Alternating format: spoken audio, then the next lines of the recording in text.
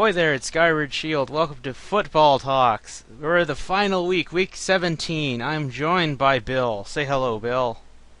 Hey, hey, hey! So, we are at week 17. Everything's drawing to a close. Let us, before we get to the games, let's clarify on the playoff spots. Who's clinched, who's in, and who's out. The Patriots secured the first seed. Denver is in, and the other teams that have secured a spot are Denver, Pittsburgh, Indianapolis, and Cincinnati. Only the sixth seed remains open. And that's up for grabs, and some teams need help. The only team that can secure it with just a win is San Diego. Now on the NFC side, the teams that it is much more neat. The only spot that it can really be open is the terrible NFC South. Other than that, and the only things that will change is really the first through third seed, and really the battle of the NFC as well, which will be NFC North, which is Detroit and Green Bay. Why that didn't become a Sunday Night Football game, I don't understand, because the Bengals Steelers game, they're both in, so it doesn't matter. Yep. And I'd rather see it. But on the bright side, at least Detroit got bumped to a 4:30 game, or for you, 3:30 for me.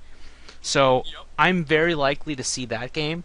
It looks like it's going to be like treated like America's Game of the Week type of thing, where everybody will watch that. So thank God, because thankfully Dallas and Houston's games are at 1 o'clock because they don't matter, which I'm okay with. Right. So now that that's all clarified, let us move on to the games. We'll start with the game neither of us could watch. Well, Bill could have watched it. I couldn't because I was watching Houston. New England played Rex Ryan for the final time, for what is likely the final time he will play as a New York Jet head coach, and they blew it. 17-16 was the final score. It was really a defensive slugfest, and Geno Smith had a chance to keep them in good field goal range, and he got sacked for 10 yards, and they messed up that kick, the field goal kick, and that's why they lost. Rex Ryan couldn't win, and he has to kiss the rings. Yep. His famous line about kissing the rings, well, he can still kiss the rings because he never won one as a head coach. And to be honest, if you're going to be a boastful bragger guy and you want to talk the talk, you gotta walk the walk. And going 2-14 is not walking the walk. The Jets are an abysmal pile of crap, and it's not just Rex Ryan. I'm not just picking on Rex Ryan. It's the GM of the Jets as well. He's not exactly the greatest GM in the history of football, but Rex Ryan doesn't care about the offense, and it shows, and it definitely shows. It showed this year. This year was probably the worst Jets offense in the last 15 years. It was just abysmal. Abysmal. But you got to hand it to Bill Belichick and the New England Patriots. They were getting pushed around by the Jets defense. They played for pride, did the Jets. And they came out and knocked them in the teeth. But Tom Brady, Bill Belichick, what they always do at halftime, they made adjustments, and they fixed it just enough to win that game. Another thing, first Gronk got a touchdown, nothing too impressive or out of the usual. But the second touchdown that the Patriots scored, guess who ran it in? Who? The missing person of the Patriots, Jonas Gray. We have found Jonas Gray, and we found him in New York. He was hiding in New York all along, ready to score a 1-yard touchdown. It's like, Bill Belichick, thank you for giving us Jonas Gray back. We need more of him, because he will shred any defense apparently. But I mean, that was cool to hey, Jonas Gray's back.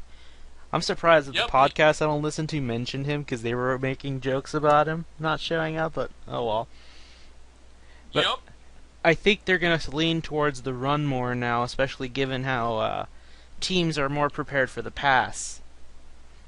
They came in prepared for Gronk. Did the New York Jets? Their pass defense has played much better recently than they were playing early this year. Early this year, their pass defense was one of the worst I've ever seen. But that's what makes Bill But Belichick a great coach. He adjusts. but now, I'm talking about the Jets. They made a good adjustment against the pass, and now there's you sort of saw what happened in that game. The Patriots made the switch, and they started kind of smash-mouthing them in the second half, and they kind of took the Jets game to the Jets, and it did just enough to buy Brady more time, so that way he could heat up and start hitting some passes.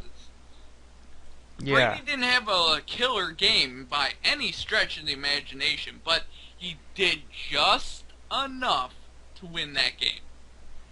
Mm-hmm. And that's all you can hope for. Even against bad teams, that was actually a good test, because if you really think about it, they played down to the competition. They didn't play well. They gritted out a hard-fought victory, and they still came through with a win. You know, that's all that matters in the end. Yep. I don't even have much to say because I didn't get to see this game. I only got to see most of the highlights. I'm a little worried about the pass now because they've just lost a lot of weapons. All they really have is Gronk, who you may as well consider double covering, which even that will still not be enough. The most you could do is minimalize him. But really, I think they too are starting to lean towards the run. Really, a lot of AFC teams are starting to try and run the ball to get ready for the postseason. A good example would be the Colts, but we saw how that turned out. But we'll talk about that soon.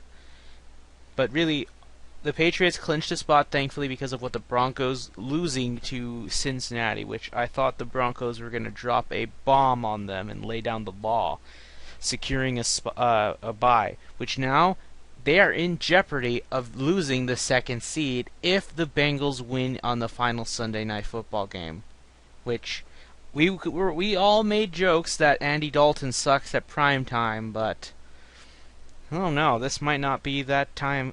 This might not happen again. Who knows? It's the NFL. Anything can happen, but I don't have anything else to really say about the Patriots game because it was just such a defensive slugfest. There was really nothing. What I took away from that game the most is that no matter what sort of crunch time, Tom Brady's going to will his team to win, and that's the sort of leadership you need to win a Super Bowl. And I'm putting it this way, the road through the Super Bowl doesn't go through Seattle, it goes through New England. New England is a scary team. You don't want to be playing New England. So New England's the team to beat in this. In my opinion, right now, yes. Because here's the other thing, is that Bill Belichick is the master of changing his game plan. So if Seattle were to somehow make it, he will switch his game plan up to maximize their effort against that style of defense. And he's a defensive genius, so, you know, he'll see what they're doing on defense. That's not the matchup you want to have if you're Seattle. It's like I said earlier in the year. Bill Belichick makes specific game plans for each team. He doesn't have a general game plan. He'll go with what he believes will be most effective against that team. Correct. Which a good example was, let's say, the Indianapolis Colts run the ball. They can't stop the run.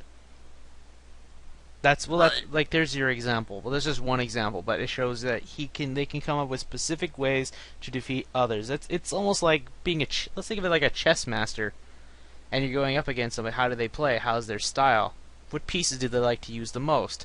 And from there, he'll come up with an effective counter. Right. But do you have anything else to take away? Nothing much. It was a pretty low scoring, pretty defensive struggle. That was my main thing. It sort of set the bar for the playoffs For a upcoming. Patriots game, it felt kind of boring, which is rare. They never usually Yeah, get boring like this. right. The most interesting moment was just Gronk catching a touchdown, Jonas Gray coming out of the woodwork and showing that he was lost in New York all along, and a Yep. couple picks from Geno Smith. But for a Jets fan, this had to be the most aggravating tease of a game, where you look like you had a chance to take the lead again, and just nope. You had Geno The Smith. the best part is that we got to see Rex Ryan's second chin flab around in anger one last time. Yeah, really, the way he is, he's better off as a defensive coordinator and nothing more, because I would not trust him to make a draft pick for a team if I have a team that needs offensive On players. offense. Like Yep. if you put him in the Raiders, they're still going to be they're going to go to be another 2-14 team, because they're just not going to get any offensive players whatsoever. And whatever offensive players you do have are going to be mismanaged and basically driven into the ground by not only having, you know, Rex having terrible assistance on offense. He knows nothing about offense. He doesn't know anything good about offensive assistance, and he doesn't know anything about offense, period. Yeah, and to elaborate on something I've said before, because who knows, somebody might call me out on this. I always say I prefer defense over offense, but here's the thing. Seattle was a defensive team, but they had enough offensive talent to put points up on the board. So you can be a team that prefers more defense. Like, here's a good example. I'm gonna go with a team that you should expect out of me, with Houston. Let's go with it the year they were in 2011, 2012, when they made the playoffs back to back. They were a more offensive team, but look at what they had on off. They're a more defensive team, but look what they had more on offense. They had Andre Johnson, they had Arian Foster, they had an elite running back, though not as appreciated as say Le'Veon Bell or DeMarco Murray, and an elite passer who could go down, Right. who can run down the field. A good example, when he caught a screen pass in an overtime game against Jacksonville and ran it for like 70 or 80 yards. I'm certain you can find it on YouTube. Just look up Andre Johnson touchdown in overtime. You'll find it. It's really good. It shows you that an elite passer he is. But you see what I mean? You can be a defensive minded team, but you just need enough offensive pieces to get the points on the board, because you can't rely on your defense, because if you do run into a team that can shred that defense, that defense's kryptonite, what are you going to do when you have the ball? You get what I mean? Right. Rex Ryan I gotcha. Rex Ryan leans to the defense. The difference between him and Seattle is that Seattle has weapons. They have Marshawn Lynch. They have Russell Wilson. They have I know I'm saying it a little lightly here, Doug Baldwin. At least you got someone of a good enough wide receiver, so you can put the points up on the board at least. And your defense can Right. also put some points up on the board or just turn it over. Houston winning their games have mostly been by turnovers, because they're the most turnover-causing team in the league. But anyway, I have nothing else to say on that. Rex Ryan, if you're gonna I'm not saying he shouldn't get out of here, because he's still got a good he's got good defensive plans. But really, he should stick to a team that needs it. I doubt Dallas would, because they got a good enough one. But like some team like Dallas has got a good enough offense to just have shit defense. Maybe Tampa Right. Bay. Maybe Chicago, but no, not Chicago actually. No, let's not go there. I don't want them improving that defense. I like it just how it is. Fine, we'll put him in another team. I'm saying Tampa Bay. How You, about you he got goes just to the college ranks and leaves us alone? true, but he's not going to college. There's no way they're dropping him to college. Anyway, let's move on. Next game, I actually got to see this game only with the power of the internet. So, Oh my God, I'm going to go off. all right, I'm ready for this. So I, let me just I, overview as usual. Detroit went to Chicago, had a lot of struggles. Matt Stafford got picked off twice, and I believe it was in the red zone. One of them was, and I got to see that. That was yep. horrible. But somehow, thanks to writing on the defense yet again, they were able to win 20-14 against a backup quarterback. Bill, before you start, I just want to say one thing. How about Golden Tate getting that 34-yard pass? That looked difficult to catch. Very nice. It's my boy, man. That was about the only nice thing that happened in this game. And then, Bill, you know what? There was a lot of irony this week, and this is the first half of it. I said get a running back if Reggie Bush gets injured or he's just not showing signs of recovery. Look at how he ran in for that touchdown. He's starting to get healthy, and that's a good sign for the playoffs. Yep. No, he hasn't been healthy the entire year. I'm only getting the good. I'm getting the good out of the way now before you get to the bad and the ugly. So don't mind me, Bill. I mean, and another good thing was Matt Prater. Matt Prater, he's been saving our ass with his kicking. Yeah, and then there was that seriously. one issue of the blocked field goal, but he can't really help a blocked field goal. But he kicked a little too low anyway. Yeah, it was a little low, but I mean that can be forgiven. I mean, Prater can be forgiven. Alex Henry and Nate Freeze cannot be forgiven for what they did. But honestly, I don't think everybody says the defense just saved it, and I say it too, but I realize there's also one other thing that saved this team. They established the run game this week. 133 yards rushing. That's the highest they've ever got this year. Yep. And seriously, that's a good sign. They ran the football against a terrible run defense. And they need There's another terrible run defense coming. There's just another terrible defense in period is coming up in week 17, but we'll save that for later. But I mean, overall the running game did amazing. Matt Stafford was doing good. He played decent until he got to the red zone. And that's where the struggles continue to be, is at the red zone. I just don't get what their issues are at the red zone. Especially Matt Stafford. He made a poor decision to throw into double coverage at the goal line. He needs to check down to the guy that's wide open, that you can throw for 5 yards, get the first down, and maybe he shakes someone and pops it into the end zone. You don't always have to try to hit the home run. Hit the single, hit the double, keep the inning going. You know, and that's a baseball metaphor for us. But, and I know what you're going to say. Here we go. Get to the bad and the ugly.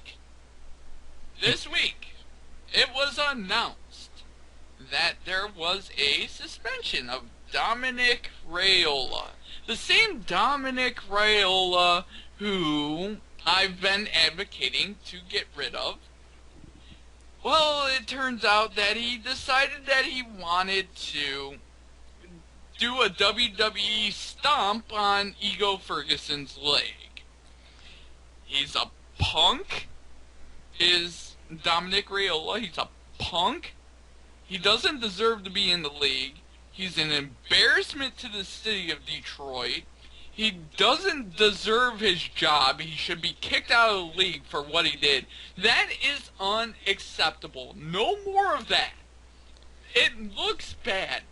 Ndamukong Suh stomps on a Green Bay Packers leg, grinds his cleat into the Green Bay Packers leg. That's terrible. Dominic Raiola, if you can't get over anyone and you can't jump high enough, run around them. You don't have to jump over them because you're 350 pounds. You can't leap that high. Oh my God, I'm gonna jump over the pile and then stomp on a guy's leg. Don't give anyone that shit. Everyone can see that you did that on purpose, and you're lucky you didn't get suspended for the playoffs. You could cost the Detroit Lions the number 2 seed in the NFC. You could cost them the division. You can cost this team so much, and then not only that got my blood pressure up, and I was screaming at the TV when it actually happened with Raiola, because I literally screamed at him like, "What the hell are you doing?" And then the news later on this week, I think broke yesterday, that Dominic Raiola was thinking about appealing the ruling. Do not appeal that ruling. For one, if you appeal that ruling, it gets pushed back the inevitable suspension that you're going to receive anyway into the playoffs. I would rather have you in the playoffs, even though God forbid that we have you at all on our team. But I would rather have you in the playoffs and have continuity on the offensive line until you're replaced in the offseason, in the playoffs against a good team that we need to win against to get to the Super Bowl. And if, God forbid, he decides to appeal that decision, and it's upheld the decision, and they lose in the playoffs, I blame the entire playoff loss. I don't even care if we get blown out 52-0. I don't care. It is Dominic Raiola's fault for what happens, and he is solely to blame. I don't care if Matt Stafford throws 7 interceptions in that playoff game. It's still Dominic Raiola's fault, because had he not put this team in that position, it wouldn't happen. Damn, that was very passionate of you, Bill. Dominic Raiola is a punk, and he does not deserve to represent the city of Detroit. He doesn't deserve to represent the state of Michigan, and he doesn't deserve to represent the National Football League and the Shield. You think a bunch of people want a punk ass like that stomping on someone's leg constantly and they'll all shake his hand afterwards? If I was Eagle Ferguson, I'd punch him in his stupid looking face. There was a lot of other bad flags, I think. What was it? Unnecessary roughness on the backup quarterback. He actually got pissed by that as well. Oh, man. It was there's a lot of flags, but... Jim Caldwell. Now I give that man credit, man. He has to rein in Jim Schwartz's reign of terror. And by reign of terror, I mean idiotic penalties, unorganized and disorganized play, and constantly wanting to give personal fouls. Dominic Raiola's a punk ass, Jim Schwartz was a punk ass, and all the punk asses need to go. And we need to cleanse this team. I'll give it credit. There's been way less unnecessary roughness calls this year compared to last year. Exactly. And it started with the first punk ass that got kicked out of Detroit, and that's Jim Schwartz. Good riddance. Look at how Buffalo's personal fouls have increased ever since Jim Schwartz has been there. Well, I'm not sure what else to say, because that was all that needed to be said. Because, like I said, I didn't get to see... I saw some of this game, but I didn't see it all, because I was so focused on the other game. But overall, I felt like Detroit didn't even want to win that game. I don't think they didn't want to. It felt like they were just going through the motions, getting ready for Green Bay the following week. Don't do that. Just play. 'Cause you can... But You never know. Green Bay could have lost that game. and You know? Seattle could lose this week to the Rams. Exactly. You have a shot at the number 1 or the number 2 seed, and you're going to dwindle it away by playing down to the Chicago Bears, who are starting their second string quarterback that had 1 touchdown and 9 picks. Get out of here. Uh, I'm getting just riled up even thinking about it. I don't know. Anyway, the only thing I have left to take away from this was just to establish the run game good, because you're going to need it and more against Green Bay in Lambeau. It's time to prove the impossible that you can beat Green Bay in Lambeau. Somebody's got to do it. It's definitely not impossible. It's definitely not impossible, and I'm sick and tired of listening to pundits saying that it's impossible. If Atlanta could nearly do it, so can Green Bay. Or so can Detroit and against Green Bay. They make the Green Bay Packers out to be some super team. They won't even beat Seattle if they were even to get to the NFC title game. I'm pretty sure Seattle will beat them no matter where it's at. Yeah. Detroit has a legit shot at beating Seattle. Green Bay has no shot. I don't think Green Bay can do it, because the only team I can see that aside from that can beat Seattle again was Dallas. However, the reason why Dallas won, though, technically, well, to be fair, that game should have been less. There should have been less points up for Seattle in the first place. But even not disregarding that, Dallas can run through good defenses with DeMarco Murray. They can shred a defense and tire it out. Imagine if they did what Houston did to Baltimore this week and the Browns a few weeks ago. Exhaust the Legion of Boom. That's never happened to them, but if it happened where you play no tempo or just high tempo, no huddle, and just run it down their throats, any defense will be worn out. But that's the only way I could see you beating Seattle and their defense. Exhaust it and just put up a bunch of points as a result. But other than that, I just don't know. Seattle is really shaping up to...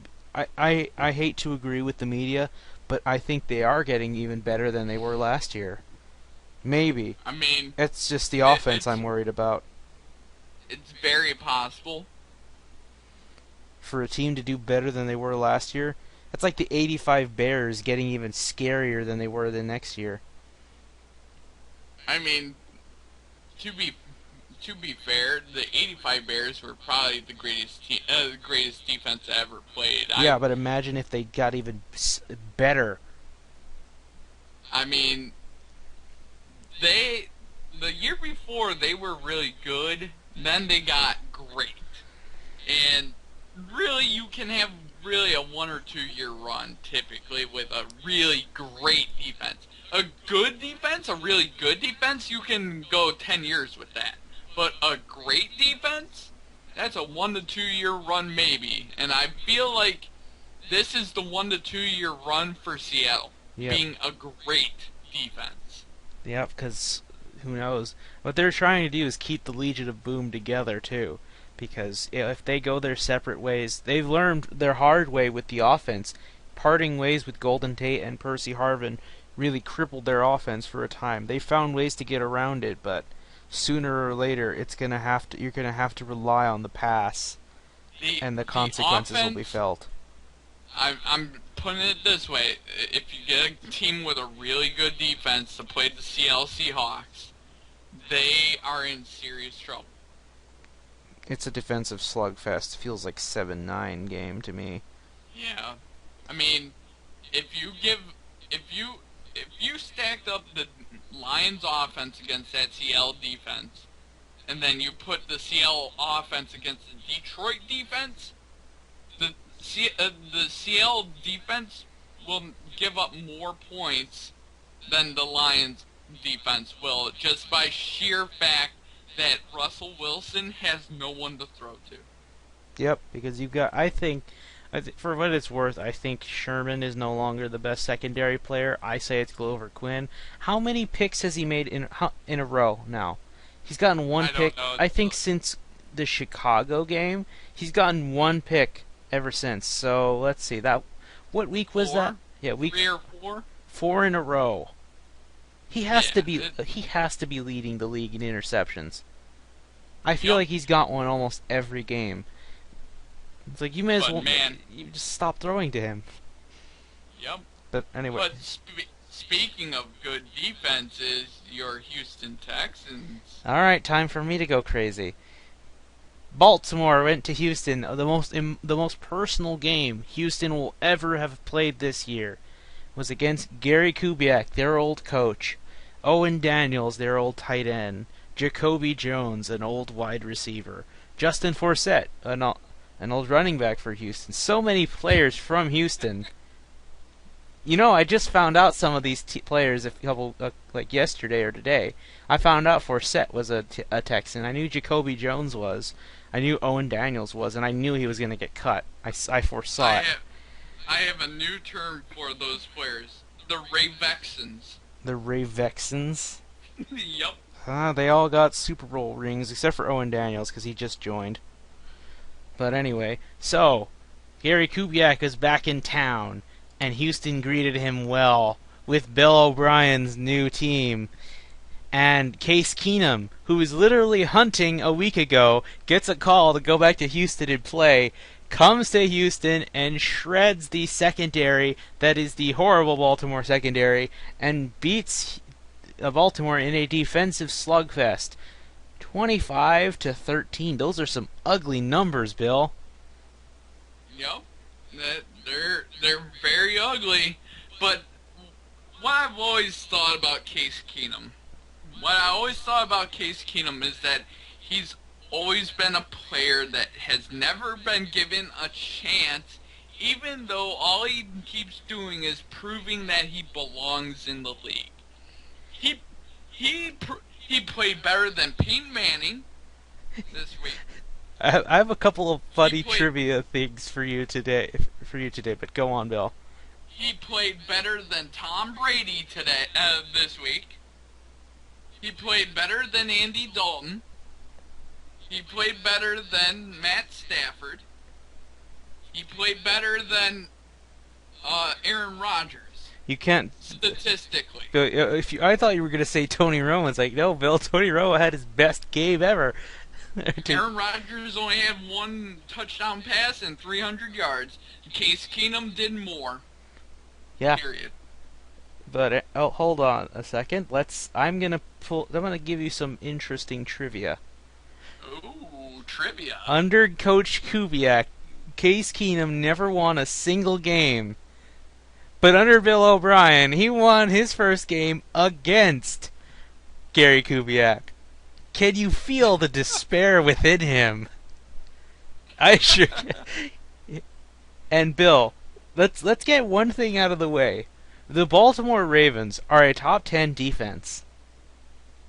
They're a top 10. They would be like I would think they'd be a solid number 5, maybe 3 at most, if they had a good secondary. That's the only reason they're barely on the top 10, because they just have a really bad secondary, as Case Keenum exposed. First play of the game, a deep ball to Andre Johnson.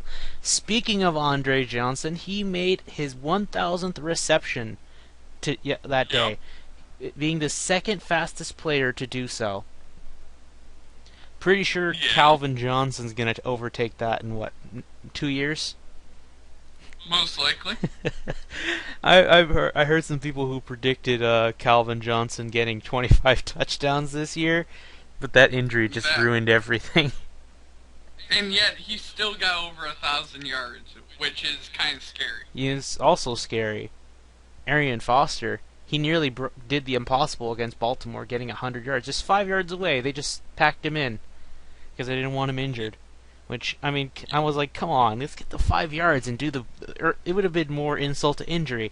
Not only did you lose to what people considered a mediocre offense, but you also broke the only good thing running for your defense at this point, never letting any team rush for more than 100 yards. But technically, if you count the backups like Alfred Blue, yes, they all together ran over for 100 yards. Oh, nice. But they just want one player, because, that's how technical they want to get. Defend their pride. Yeah. So there's that sad thing for them.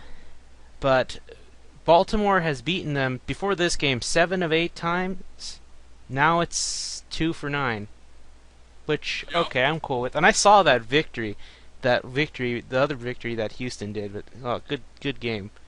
Anyway, so you say Case Keenum, I say Ryan Mallett. So the thing I say, here's the way to compromise. Let's have both of them as the 1-2 quarterback punch.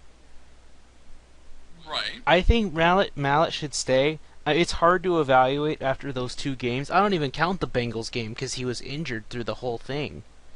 If you give Ryan Mallett and you give Case Keenum Bill O'Brien's system, they'll flourish. And I feel like either quarterback is a good fit. I feel like Tom Savage might not be as good of a fit. Well, you only saw him in one game, and he was just Yeah. thrown in there.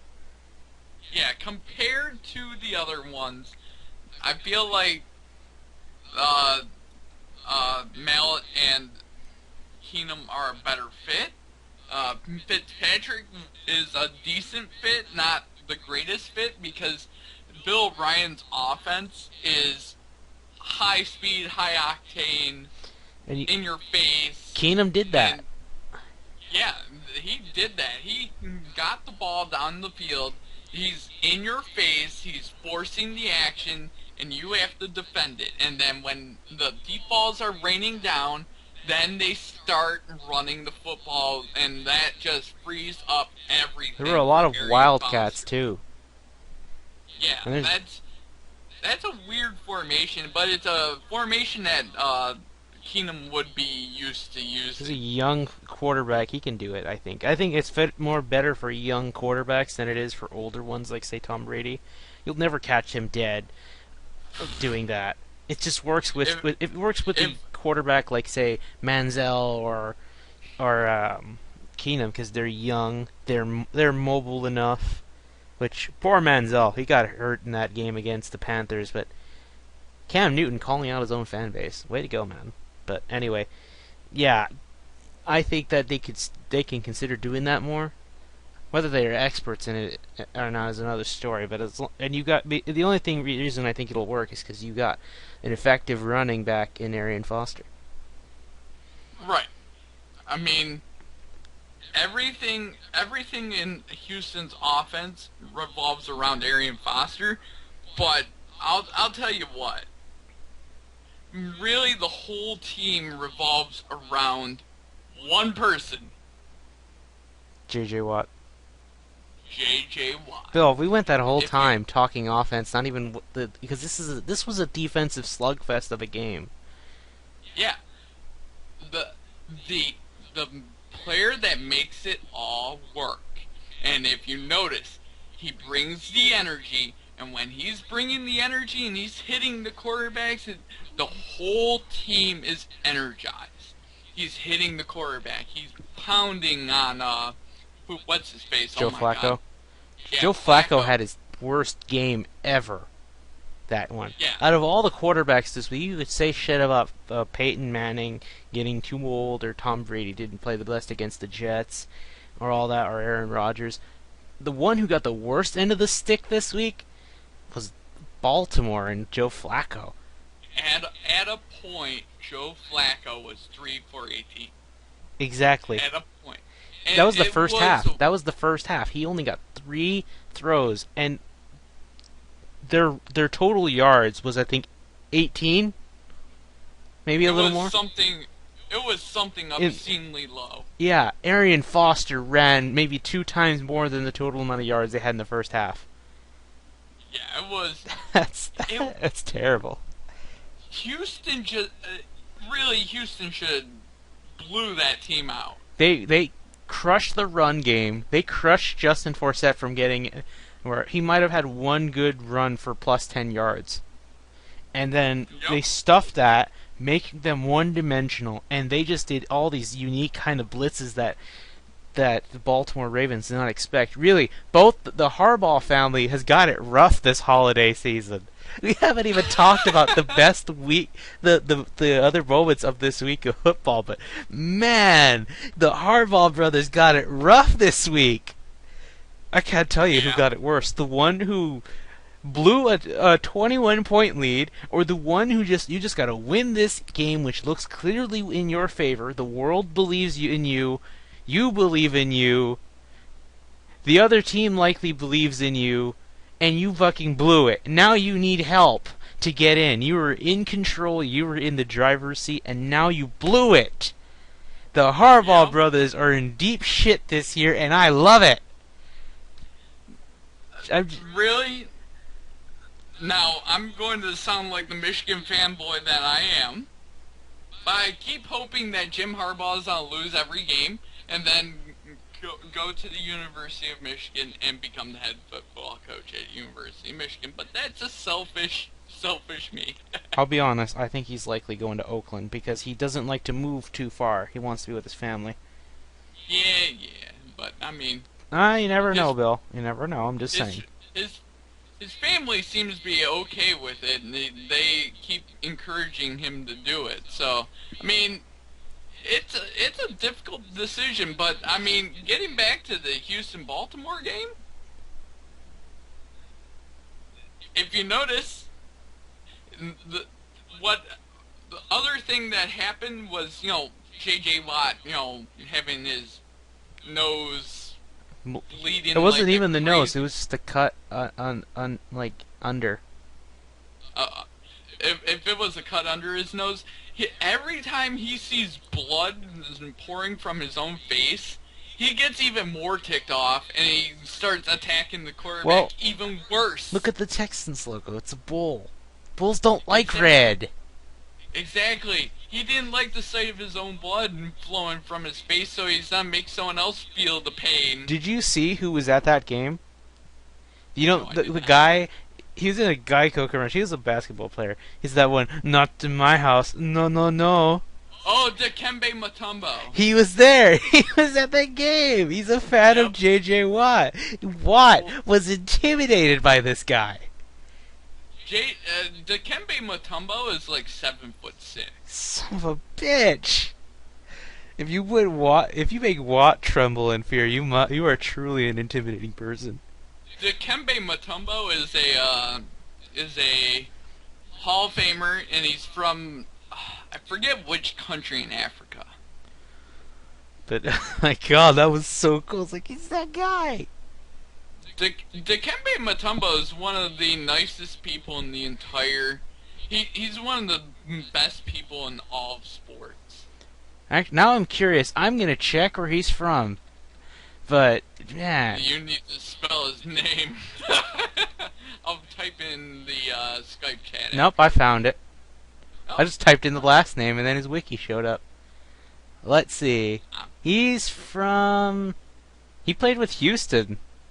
Yeah, the Houston Rockets. Damn. Where is he? Dikembe, yeah, Mutombo played for the Denver Nuggets, Houston Rockets, amongst other teams. Damn. I know he's from somewhere in Africa. I'm He's not from sure the where. Democratic Republic of Congo. Oh yeah, formerly called Zaire. He speaks English, French, Spanish, Portuguese, Swahili, Swahili, Lingala, and 2 other Central African varieties. Wow, that's a lot of languages. Yeah, But Dikembe Mutombo is a very interesting person. let's not get into the. We're not gonna be basketball talks here. Let's get back to football. Because if it was, I'd be talking about Tim Duncan and Tony Parker all day. Because I love my Spurs. I wouldn't have anything to talk about. What? Maybe if Detroit Pistons were good. The Pistons were good about 10 years ago, but Yeah, I remember. I remember Detroit being fearsome barely. Pretty sure they played the Spurs a couple times. and while there was the infamous Malice at the Palace. Go search that one up. Oh God, I might. Anyway, But so going back to Houston, I will say I did enjoy that game. It was really fun for a Houston fan. That was really fun because it looked like a game that we're just gonna watch the law be smacked upon us. No, so many 3-and-outs, 3 picks, and here's the second half of my irony week coming into play. You know how last year we made draft picks again? This is the same situation, but with a different player for a different reason. I said, maybe we should consider, I consider a no secondary to replace Kareem Jackson. He gets 2 picks off of Joe Flacco. Yep. 2 Yep. picks. Way to shut Yep. me up. Maybe we're good. Maybe we're okay. We just need to get No, different offensive you, players. you gotta keep going with it. You gotta say we gotta get another corner, and that way, I'm still sticking to my center, though. I'm going to consider a tight end now because I want a star tight end like Owen. I thought Owen Daniels was a good tight end. Yeah. Just got neglected in that year. It's kind of the same case with Miles Austin when he was with the Cowboys, then he moved to the Browns. Oh well. Anyway, so Bill, do you have anything to take away from this game? Because I'm going to reveal to you after this how Houston can get in, because they are still mathematically in it, Bill. They played hard, and they played like they wanted and are hungry to be in the playoffs. What every team should be playing like, unlike the Detroit Lions. I'm going to tell you, Watt actually is now the all-time franchise leader in sacks, surpassing Mario Williams, who was now with the Bills. Yep. Good for him. I'm actually glad for him. But anyway, Yep. there was another bit of trivia I could swear it had something to do with the Ravens and Kubiak, but I don't know. I mean, for Bill O'Brien, it must have felt awkward to go up against the former coach. It's like, oh, like this is the guy I usurped the throne from. Yep. I don't know, but I will say the Houston defense played like a playoff team, like I expected it to from 2 years ago. It was shut out, mean, in your face. They were in Flacco's face all day. He was uncomfortable. You shouldn't blame Flacco, because as much as I give the Ravens crap because I hate them, they are a good team. I will admit it. They are a good team. They are a playoff team. But now it's just that this was a game they could not take care of business in because Houston did not want to say they're done. They don't want an 8-8 record. They want a winning record, and more importantly, they want a playoff season. They want a postseason. Yep. But anyway, I think that's all that we need to say, because now for Houston to get in, because they're still mathematically in it, they need the Ravens to lose as well as the San Diego Chargers to lose, and they should take care of business against the Jaguars, despite the Jaguars getting extra rest time because they played on Thursday night, the final Thursday night game. So who knows? But I still believe Houston, if they play the way they did, in your face, suffocate the quarterback, stuff the run, you will win 9 times out of 10 if you do that in games. So, let's move on to a team that nearly shut out. This team, you would not expect to shut out anybody with their defense. Dallas secured the NFC East because the Washington football team gifted Dallas an Eagles loss. So all they had to do was win one more game, and they secure the NFC East. And so they did, blowing out the Indianapolis Colts 42-7. Andrew Luck got picked off twice. Picked off once in the end zone when he had the opportunity to put 7 points up before the half, and then another which was a tipped ball and picked off. Yep. They had to switch quarterbacks, and they pretty much sent out the reserves because they had to protect Andrew Luck because he got sacked so many times. They were in his face. He got knocked down. That was the worst game for Andrew Luck I've ever seen. And you know what? I'm happy it happened. I wish it happened the week before, but you know what? Beggars can't be choosers, so I'll take what I got. But nothing satisfies me more than Chuck Pagano feeling like shit. Go on, Bill. I'll put it this way. Indianapolis is probably the most, and including me, the most overrated team in the NFL. I won't deny Andrew Luck's a great quarterback, and you know what? I like to see it when he goes up against other great quarterbacks like Manning, Brady, Romo, Can we all just admit Romo's an elite quarterback now? Romo's an elite quarterback. He's been an elite Yeah, quarterback but for 5 years. the haters keep saying, "Oh, he's just gonna choke. He's gonna fail." It wasn't his fault that the team choked. To be honest, I mean, seriously, that last year's defense was the worst defense I've ever seen Same put here. together. But so like I just want to get that mindset out of people's heads. Come on. You saw what happened when he's gone. You saw how important he is. He is just as important as DeMarco Murray. Though I'll be honest, I think Murray is the bigger reason they got in the playoffs. So, Without you kind of saw how the Dallas offense changed without DeMarco in there.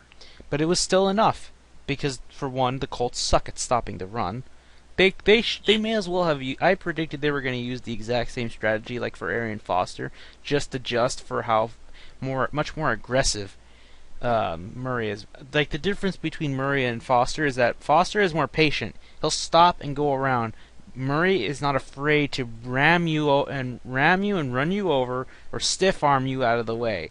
That's the bigger difference between the two. But really, they should have expected Randall and Dunbar to do just about as good. Randall's rushing for 7 yards on average. Don't take that as a fluke. You take anybody who's got any rusher who's got 4.4 yards or more on average, you should take as a serious threat. Because you let them rush for 3 times in a row, not only will your defense get tired, but that's a first down. Guaranteed. So, Yep. I'm going to say this. The Colts are the biggest glass cannon team in the league. Sure, you're the number one offense, but your defense can't stop them and keep you putting more touchdowns up on the board. But really, to lose to Dallas's defense, which I'm not going to say they're the worst, because obviously we know who's the worser defense of these two teams. we've seen the worst of these two. We know who it is. Indy. I mean, Indy's defense is. I don't see them winning a playoff game. I honestly think they're 1 and out, and if our predictions hold true, which we'll talk about in a moment, I think that they will lose to a team that hasn't won a playoff game with their quarterback. Isn't that saddening? And it gets even more ironic, but I'll talk about that later. But Romo threw really good today. Only missed 2. He didn't even need to do much. They literally switched him in for Whedon, and Whedon threw a deep ball and got a touchdown. That's how horrible this Colts defense is. The backup, who we gave him crap a few weeks ago, but give the kid credit. He threw a deep ball touchdown at home. He was fucking all joy at that time, and I don't blame him. Who doesn't want to put up a very clean touchdown pass in front of your home crowd? I mean, it's a good thing for Brandon Whedon. He got a touchdown throw, but he got more experience. He got more experience, but I mean, he's not exactly super young anymore anyway. Yeah. But let him. He came into the league at 29. He's about 31, 32. Yeah. But do you have anything else to overall, take away from this game? What I took away from the game was that the Dallas Cowboys looked like they wanted to go into the playoffs, and the Indianapolis Colts, they looked confused. They don't care. I don't think they cared about this game. They knew Dallas wanted to win. Just not get in their way. I mean, really, Dallas played really aggressively. They wanted to win the division. They wanted to do it for Jason Garrett. They wanted to win it. And they won it. They even gave him the Gatorade bath. Yep. I mean, but they won the division, but it's still, their work is not over. Yep, Garrett said that himself. But I know there's talk about Garrett. You say Garrett. I've heard mentions now of Garrett now. And Caldwell and Arians. I'm still going to be honest, Bill. I know it's because it's a matter of who we like more. You want Caldwell to possibly get the Coach of the Year. I want O'Brien because like, dude, you took a 2-14 team who clearly has plenty of talent to not only likely a winning record at this rate, but also a chance to get in the playoffs. You were in the playoff mix from start to finish. That is really hard to do. He took the Texans from mediocrity to being a legit threat. And the worst part is, I think they're having the Lions treatment still, like just like the Lions are still right now. They're just that to them. And I keep seeing like that one of the announcers on NBC, not the ones in the game, the guys in that with Coach Tony or whatever. Yeah, Tony Dungy and Rodney Harrison. It's the guy on the far right, I think. Rodney Harrison, most Yeah, likely. he called Houston the mediocre team with the best defensive player. I'm like, dude, fuck you. They're not a. I know I'm being a sore fan, but really, we've got plenty of talent. It'd be one thing if we just had J.J. Watt and no talent, but we have Foster, we have Andre Johnson, we have DeAndre Hopkins, we have Whitney Merciless, who's an underrated linebacker in my opinion. But yeah, I mean, seriously, that's coming from a guy that let a mediocre team beat an undefeated juggernaut. yeah. But anyway, so I have nothing else to say about Dallas, but aside from this, next week the Washington game has no importance. They're gonna start Whedon. They're gonna start the backups. It's gonna feel like a preseason game for them, and they'll still win, maybe. But I don't know. I don't know. but I think they're not gonna start Murray. Murray's gonna be on the injured list because they don't want to hurt him. They want him to rest and be prepared because who knows, if things go right, they might get another week if Seattle loses. Yeah. But Or, but even then, they still want a home game, which really they would be better as a wild card team because they're undefeated on the road. But yeah, they need to protect DeMarco Murray, keep him. Don't even bring him to next week. Just let him just chill. Give him the week off because he needs it, and they'll be ready for whoever they play. Anyway, Bill, we're gonna go to our picks, but at the same time, it's a little different. We're gonna be going with our playoff spots because pretty much if we tell you who makes the playoffs, you know who's gonna win. So, Bill, you ready for the picks? ready for my picks. All right, start us off. It is the Cleveland Browns at the Baltimore Ravens. I need a hero pick. I need a hero, and I think I need the Browns to do it. The Browns need to capitalize on this dysfunctional offense that is the Ravens. I'm picking the Browns and eliminating the Ravens from the playoffs. I am also picking the Browns and eliminating the Ravens from the playoffs. Nice. Next up, the Dallas Cowboys at the Washington Football Team. Dallas will start, like I said, with only their backups mostly. Romo isn't going to start because, the past 2 times he got hurt were by Washington. They're going to not let him play. So I have Dallas winning against Washington. I have Dallas winning against Washington as well. I feel the Cowboys are going to play their starters for the first half. Next up, the Indianapolis Colts at the Tennessee Titans. The Colts know they could potentially move up a spot. Maybe. So they're going to win this game. They're going to take care of business against a terrible Titans team and knock off Clipboard Jesus. Yep. I have the Colts also winning against the Tennessee Titans. Alright, Bill. Next up, the game that has no meaning. The non-meaning game, the New Orleans Saints at the Tampa Bay Buccaneers. Do I want to go upset of the week and say Tampa Bay? I don't know. The Saints are playing better on the road, it seems. I'm going with the Saints only because of that reason. Otherwise, I'm down for chaos in New Orleans. I'm down for some chaos, but it's probably not going to happen. The New Orleans Saints, though, I would enjoy greatly a 2020 tie. Oh, would that be interesting?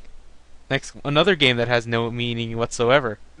No meaning game number 2, the Philadelphia Eagles at the New York Giants. I am going to say the Giants in an upset. just putting Chip Kelly in a worser mood. The Giants with Odell Beckham gonna win, and I'm just warning you guys now.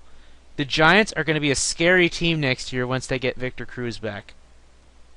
Yeah, Just saying. I feel that's also going to be a thing, and I feel like the Eagles and Giants are going to be a high-scoring game, but the Eagles will win. Interesting conflict here. Technically another game that has no meaning. Technically. Next up, another non-meaning game.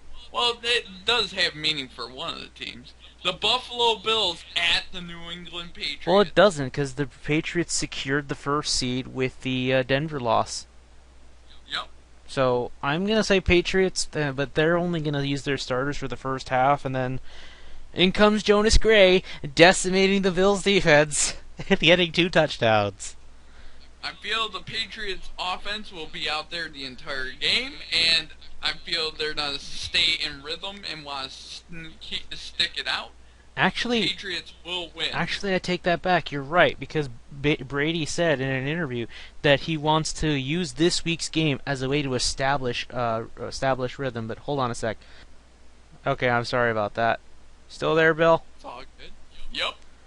All right, we're back. I am back, and yeah, let's get started and move on to the next game. This one has meaning, actually. This one has meaning. It's the Jacksonville Jaguars at the Houston Texans. Who would have thought Jacksonville would be playing a meaningful game this week? Well, they have a chance to upset Houston and let the Chiefs have a good odds of winning, because for the Chiefs to get in, Houston has to lose. Yep. But I have Houston winning. In fact, I think it's going to be a blowout. No. I think Case Keenum's going to throw for 2 touchdowns, one to Andre Johnson and another to J.J. Watt. Oh, whoa! They're going to end it. They're going to end this season, even if they don't make the playoffs. They're going to end it in a great finale. Oh man. And I also have the Texans defeating the Jaguars, keeping their playoff hopes alive. But next week, next game, the San Diego Chargers at Kansas City Chiefs. Out of all the games that have meaning, this one has the most meaning. I have the Chiefs upsetting the Chargers, injuring Phillip Rivers, and down goes the Chargers. Without a good quarterback, they can't come back and win.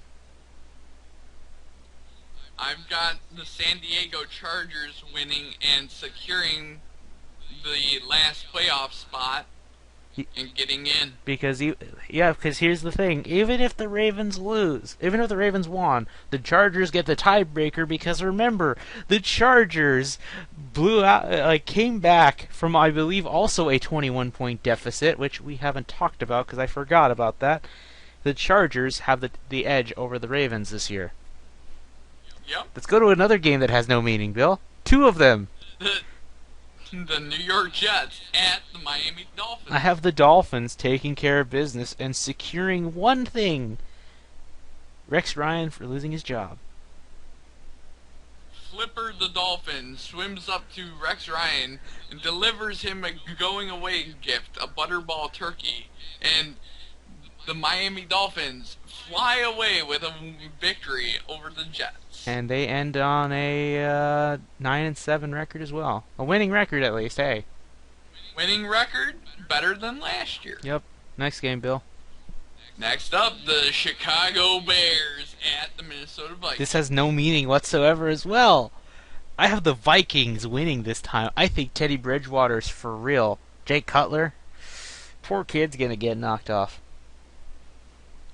I have the Chicago Bears ending the season in more dysfunction, with Jay Cutler winning the final game of his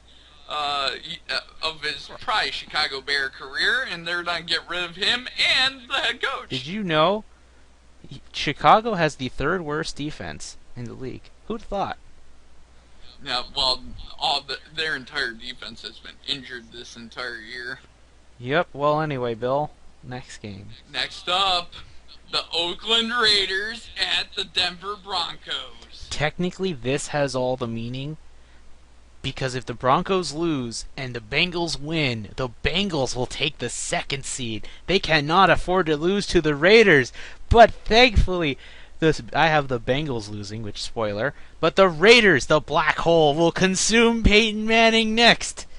And Derek Carr will secure his spot as a quarterback for the Raiders. I have the Denver Broncos stomping on the Raiders, and Peyton Manning just goes off. Come on, Bill, join the black hole parade. You need to consume all these I'm teams. sorry, I don't wear, white and black war paint. Hey, I don't do that. What are you implying? and shoulder pads either. Oh man, and look like a voodoo man. But anyway, Next game. next up, the Arizona Cardinals at the San Fran 49ers. This one has meaning for if Seattle loses and the Cardinals win. The Cardinals will get the first seed back, but it won't happen. 49ers are going to win. My last time putting faith in them, and Jim Harbaugh's still going to lose his job, no matter what. 49ers will easily crush the Cardinals, and the Cardinals will slide in at the 5 slot. Yep. Now let's go to the next one, the big one. The should have been Sunday night game, the Detroit Lions at the Green Bay Packers. 11-4 teams. It doesn't get any better than that. Let's just call this the NFC title game. I have the Lions going to Lambeau, doing what is called the impossible and winning. Aaron Rodgers, his streak of not getting picked off at home is finally going to be broken by none other than my favorite secondary player, Glover Quinn. The Lions are going to go into Green Bay and win, and then all the cheese hats will melt as the Green Bay Packers steal that number 6 seed, and the Lions get a first round bye. Nice. All right, Bill, Next get the up, final game, or not final. St. Louis Rams at Seattle Seahawks. I want to pick the Rams. I want the Rams to win, so Detroit and Dallas would get first round byes, but it won't happen. The Legion of Boom is just too much. I have Seattle winning. And I've got Seattle winning pretty easily. They will probably have to pack it. They would probably need to pack it in at the end of the half. Another would-be NBC game, but no, just kidding. It's the terrible NFC South, the Carolina Panthers at the Atlanta Falcons. Oh man, in the Georgia Dome, I have Atlanta winning in overtime against the Panthers. I have the Atlanta Falcons winning overall.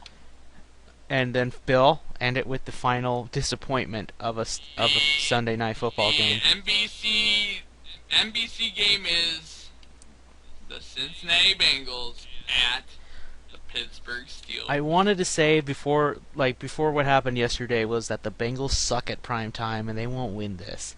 But the Bengals actually defeated Denver somehow. But even so, I think Pittsburgh is going to get its act together. They're not going to drop a bomb to this team. No way. I have the Steelers winning, preventing the Bengals from getting the second seed.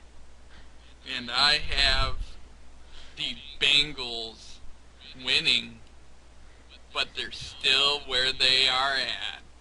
At what? The fourth seed? The third seed? I don't remember. I think it's the 3rd seed. Actually, I have Bill's picture or playoff predictor. I think it's the 4th seed. Let's check. I'll put it in here. Bill's picks are or what? What, Bill? I think it's the 4th seed because I kept getting Indy and Cincy confused.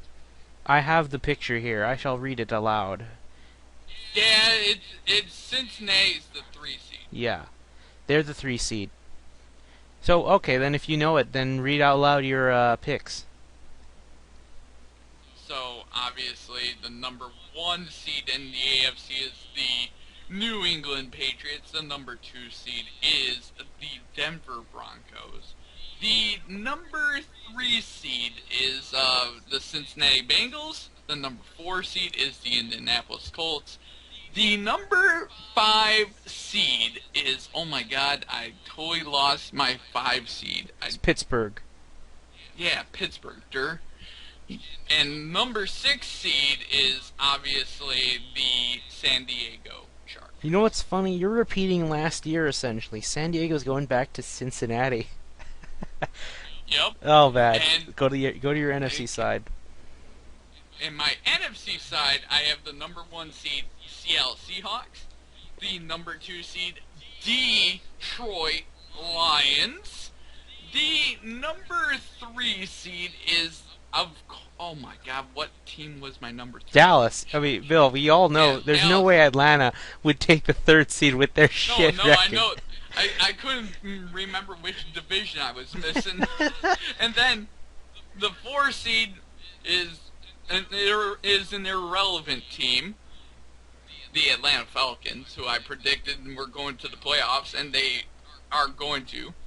The number 5 seed is going to be the Arizona Cardinals, who are going to get slaughtered by a 7-9 team. Again. And then Again. And then It happened Yep. already this year, Bill. It's gonna happen 2 times in a row. And then the number 6 seed is going to be the Green Bay Packers in a showdown between Dallas and Green Bay. It better not end the last way like last year. No, but it won't. I don't think it'll happen that way. Anyway, for me though, mine's different. Obviously, I have New England at 1, Denver at 2, Pittsburgh at 3, Indy at 4, Cincinnati at 5, and Houston at 6. But really, it's probably going to be San Diego or Baltimore. But that's just me being hopeful. I already put the realistic ones anyway. For the other side, the NFC, I have Seattle, number 1, Detroit at number 2, Dallas at number 3, Atlanta at number 4, Arizona number 5, and Green Bay at number 6. It's pretty much the same because the NFC is much more neat and already placed compared to the AFC, which is still kind of a clusterfuck when you put it next to the NFC side. Yeah, the NFC is really organized and orderly. Really, it all depends. The 2 seed and the 4 seed are really up for grabs. Anything could change actually. If Seattle loses the game, the winner of that the NFC North will take the first spot, and Dallas would take the second. Yeah, but I've not seen that happen. I know, but Bill, this is the NFL. Anything can happen. Everybody thought Baltimore would take care of business against Houston, and it didn't happen. Yeah. So I'm hoping. I need a lot of come from or unexpected victories to get what I want, Bill. Let me be hopeful. Yeah. Anyway, you have. Every team has a shot, and this week's going to be fun. Yep. Anyway, Bill, do you have anything else you'd like to add? Nope. It's unfortunately the last week of the year. I always hate seeing the regular season end because it's one of the most fun times of the year. Yeah, but on the bright side, we get the playoffs, which it gets real personal and emotional. But it's still fun times, especially if your team's in there. Which I'm going to be in. I will not lie. When the Lions take the field for their playoff game, I am going to be a nervous wreck. I'm going to be too, especially if. Okay, let me give you a moment to mention this. There is no way Dallas and Detroit will not face each other at some point in the playoffs, because even if Detroit wins and takes the NFC North, and Dallas beats Green Bay, which is very likely, Dallas would have to go to Detroit because we got it wrong. It's not the matter of the 6th or 3rd seed would go to Seattle, or the 5th and 4th. It's the highest and lowest seed. Yep. So if Dallas wins, they will play the 2nd seed, which will be Detroit. But if Green Bay somehow wins, Detroit would have to play Dallas first. I don't want to see that happening. Yep. If the 3 and 4 seeds win in the playoffs, one would get 4 and 2 would get 3, like it's supposed to be designed. Yep, and on the other side, if Houston beat the Steelers, which I think is likely, maybe, but probably not, they would go to Denver, and I'm actually okay with going to Denver, because just wreck Peyton Manning. Watt did it last year, he can do it again. But anyway, yeah, so that's the other thing. I wish it wasn't like that, just because I don't want to see Dallas and Detroit play. My family's going to be all on my ass. Especially if Dallas wins, or if they lose, no matter what, so, yeah. But, fate will unwind as it must. I believe that's Beowulf. Yep, But I'm pretty sure it is. Yep. But anyway, I enjoyed this year, Bill. I mean, I know Houston had so many games I thought they were winnable. I thought they should have beat the Colts twice. I thought they should have beat the Steelers.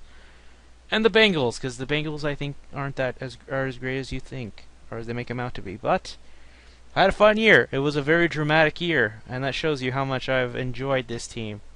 Stick by them, even when games seemed unlikely. So, through thick and thin. Well, that's what a true fan does, Bill. Do you have any fond memories you'd like to share of the regular season? Because when next week comes and we're in the playoffs, we're gonna go all into the playoffs in the future. Or actually, no. Technically, we have to review Week 17 next week. My fondest memory of the entire week, of the entire year, is just week in and week out, the Lions winning. I get to look on Monday or Sunday afternoons and Sunday evenings and read on Twitter in this area how good the Lions are doing, and it's always a good thing. I can remember the 0-16 year, and now it's come full circle, and they're possibly 12-4, and have the best defense in the league. Yep, it shows you that defense does matter too. Because look, if that happens, look at Look at the top two seeds for both sides. Both have mean physical defenses. That shows you what you need to get it to win. And that's the 4 teams I think are going to be in the 2 title games: Seattle and Detroit, and New England and Denver. I actually think Denver's going to get knocked off by the Steelers. I think there's one clear-cut team that's going to come out of the AFC, and that's New England. Oh, hell yeah, no doubt about that. But I mean, aside from that, I like this week alone. You could have summed up the entire season of football in this week, and I would understand everything that happened before. Because look at that. I love this week of football. It's been an amazing ride, and it's only going to get more fun from here. Yep. Bill, before we go, can we... I forgot to talk about this, but can we mention the San Diego Chargers coming back? That was iTunes downloading something without my approval. Well, San Diego coming back from 21 points and winning in overtime. What would look like Jim Harbaugh having a chance of securing his job, and they blow it. They blew it. Do you know how much of a smile that puts on my face? I can imagine that your smile is as big as the Cheshire Cats, man. It wasn't even just that. The Ravens lost. The Eagles lost. The Bills lost to the Black Hole. That put a smile on my face. That put a smile on my face too. You know how I am. I want to watch the Bills lose because of Jim Schwartz. Until he leaves, you just want them to go 0-16. Yep. And I'm sorry to anyone that's a fan of the Buffalo Bills, but until Jim Schwartz is gone, I'm picking against them every week. Except when they play Green Bay. And if he comes back to the Lions for some reason, I hope they boom out of the building. And I'm not even done yet, Bill. There's one more game. 2 more games, actually. The Patriots beat the Jets. Well, that was expected, but still, Rex Ryan crying is amazing. Both Ryan brothers, both the Harbaugh brothers and the Ryan brothers went through hell this week. You know what I enjoyed the most? Before that, I want to put this... Were the planets aligned for this special moment or something? Okay, but go on, Bill. Go on. The greatest memory for me this year This is the last memory I got for this season. Is Sean Payton turning to his defensive coordinator, Rob Ryan, and screaming at him. And that was at the best, what I thought was maybe the second best game, because the Chargers game now was the best one for me. Biggest comeback. But that Lions-Saints game, Bill, I thought that was the second best one. It showed my boy Golden Tate. Yep. But I enjoyed that one. It was just it was a great year. And all the people that we don't want in are not in. The Harbaughs, the Ryans, Jim Schwartz for you. Jim Schwartz is not in there. Well, technically it didn't all come true because in the end, Rodgers coming in with his coach is inevitable. Yeah, but I mean, you have to hope for Dallas to knock him off, which I think they could do if they play like that. I mean, the Green Bay Packers are overrated. Well, yeah, and I just hope Dallas plays like a top 3 defense like they did this week against the Colts. You played top 3 defense against the number 1 offense. That's an amazing feat. But anyway, I think that's all I have to say for now. I mean, we'll talk about the final week as usual, and then from then on it's playoffs. The videos might get these playoff edition football talks might get even shorter. Playoffs? I'm thinking these. You're talking about playoffs? Yes, I'm talking playoffs, Bill. These playoff videos from now on are going to probably be like 30 minutes, maybe. Yeah. But I mean, get ready. Just enjoy it. Anyway. Enjoy the last long episode. Well, actually, that's kind of untrue because we still have this week to go over. Oh yeah. I mean, after the first round of playoffs, then it's gonna get shorter when you get to divisional rounds and then title matches. And then Super Bowl. But we'll be back for a draft for the draft edition, but those won't be that long either. Anyway, so yeah, I'm good. You have anything else you want to say, Bill?